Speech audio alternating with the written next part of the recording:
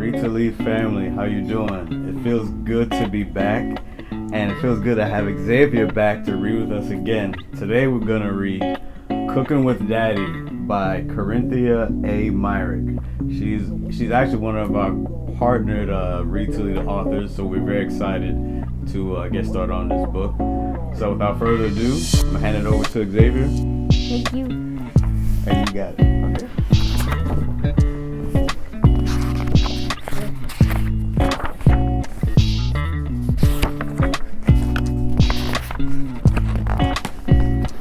Good morning, Princess Kenya, Daddy said as he jumped onto Kenya's bed, causing her to wake up. Daddy, she mumbled, why can't you just wake me up like a regular person? It's too early. Daddy began to tickle Kenya until tears fell down her face from laughing. She finally gave in and jumped out of her bed to fight back. Whoa, Daddy exclaimed. I hope you're about to do your hair and treat that bad case of dragon breath. Kenya smirked. Daddy, are you done joking around for now? He said, smiling gently. Kenya, what do you have a taste for tonight? I want pot roasted rice covered with brown pepper gravy, turnip greens, sweet honey cornbread, and some iced tea. You want all of that? Daddy asked teasingly. Yes. Well, let's go to the store. But first you must wash up, brush those beautiful teeth, and bring a brush so we can do your hair. Yes, sir, Kenya said. Where are we going? It's a surprise, Daddy said. They pulled up to a huge building. The sign says Farmer's Market. What is that, Daddy? Let's go find out. Daddy held Kenya's hand as they walked into the farmer's market. Daddy, look at all these vegetables, Kenya said with excitement. Daddy picked Kenya up so she could get a bunch of turnip greens from the colorful vegetable stand. Perfect, Kenya said. Kenya, I'm going to get a few more things and we can go back to cook our meal. Once they made it home, Kenya helped Daddy unpack the car and put away the groceries. She then washed her hands to help prepare the meal. Well, Kenya, let's get started. You're going to be my little helper today.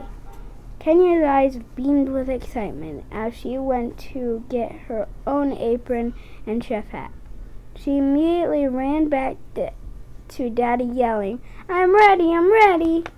Can you remember the rules? Daddy said with a stern look. Yes, Daddy, I remember the rules, Kenya said. 1, do not touch the stove or burner. 2, do not use any knives. 3, do not attend to any other task without being supervised. Perfect, Daddy said as he gathered the seasonings for the meal. As Daddy seasoned the roast, he seemed excited. Kenya, do you know what people called me back in the day? Mr. 7 Seasonings. How could I forget? Kenya exclaimed. That's right. I fed 1,000 people a day and still do, Daddy said. I use pepper, season all, garlic, salt, onion powder, Terry seasoning, a pinch of salt, and the last ingredient is a secret. Daddy, tell me a secret, Kenya begged. Kenya, what good is a secret if it's told? He said. No good, I suppose. But what if we switch the rules so it's just a secret between you and me? Daddy finally looked up from chopping onions and wiped his watery eyes and said, You are hard to bargain with, young lady. I'll tell you when we're finished cooking. Do you pinky promise? Kenya asked as she stuck her pinky right between his eyes. Yes, I promise, Daddy said. They connected their pinkies and he kissed her cheek. The roast should cook slowly for the next two and a half hours, he said. Kenya stepped far away from the stove as she watched her daddy open the fiery oven and put the roast in. Once that was done, they started making the squash. Daddy, I don't like squash, Kenya said.